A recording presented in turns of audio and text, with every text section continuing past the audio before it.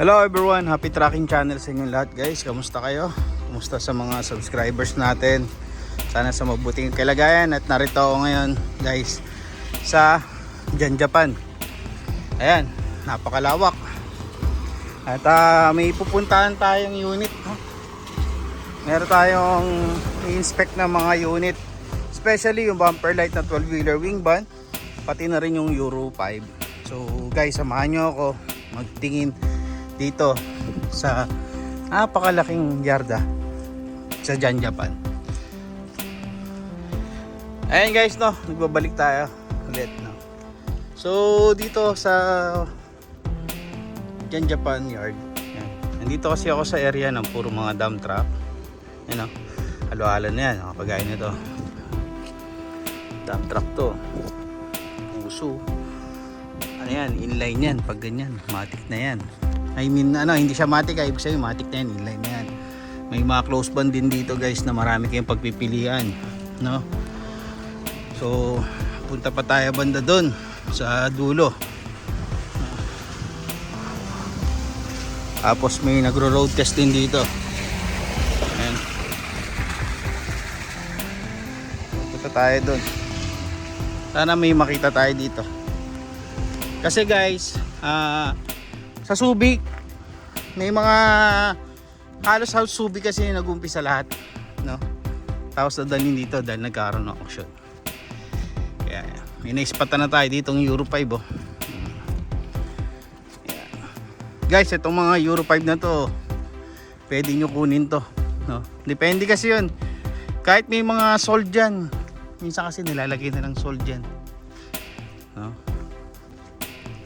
Pero for cash buyer, bibigay nila yan.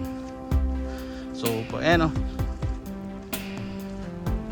Euro 5, napakasimple lang. Pero hanap natin 12-wheeler. So tingin pa tayo. Ito 12-wheeler na Euro 5. Doon tayo banda. Ito mga forward kasi to sa kanan ko, mga forward wing van, freezer. Tapos dito sa kaliwa ko, mga elf, counter, freezer, dami, halo-halo, no? Pwede din i-bid dyan guys. Yan. So nandito na tayo sa may bandang dulo na ng truck. So pupunta tayo dito. Matagal na tayo hindi nakapunta din dito guys, no? So for this vlog naman guys, ayun, meron din dito self loader.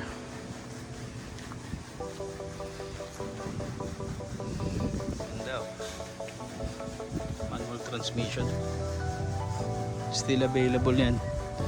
So sisilipin na lang. Electronic type yan pag mga ganyan yung tangke. So hindi na kayo mahirapan kung electronic o CRDI or inline sa mga ang napansin ko lang dito, halos na pull out na yung mga malalaking truck, especially mga 12 saka 10 wheeler, no? Pero baka magtingin tayo dun sa Subic, mas madami ngayon kasing new arrival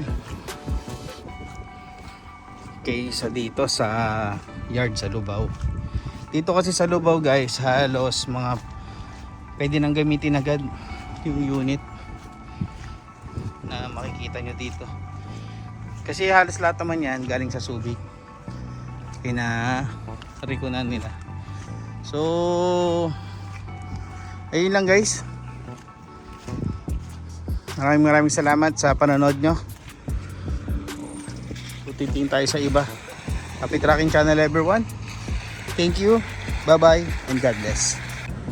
Ayun guys, sa mga magtatanong kung kailan ng auction, ayun guys yung araw, ito yung araw ng retail sales nila. So sana makatulong to guys.